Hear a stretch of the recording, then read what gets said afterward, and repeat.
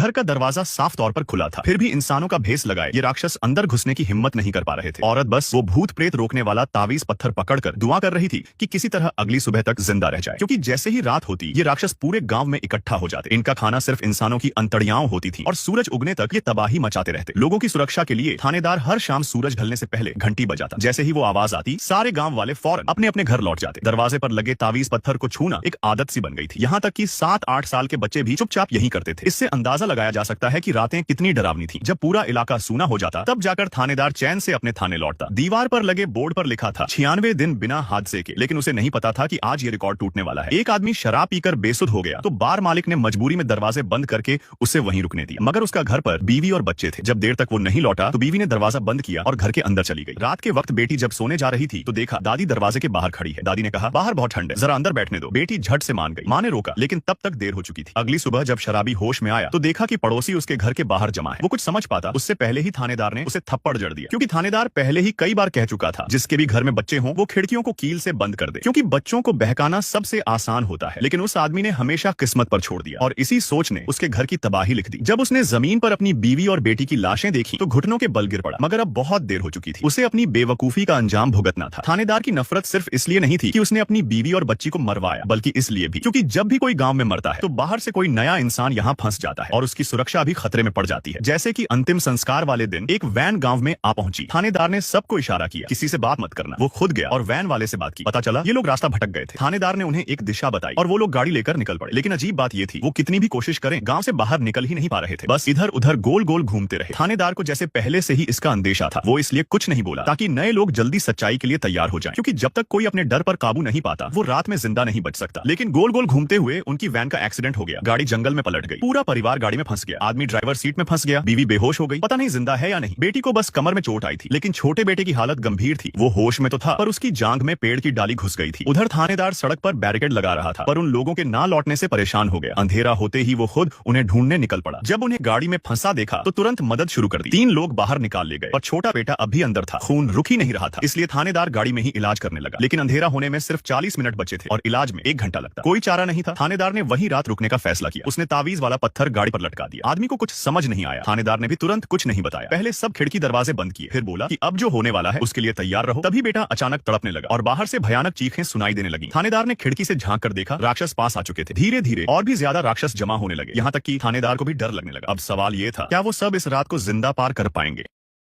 गाड़ी कब की खराब हो चुकी थी, लेकिन थानेदार बाहर निकलने की हिम्मत नहीं कर पाया, क्योंकि बाहर सब तरफ इंसानों के भेष में छिपे राक्षस थे। वो सिर्फ तावीज के भरोसे प्रार्थना कर रहा था कि सुबह तक जिंदा बच जाए। तभी गाड़ी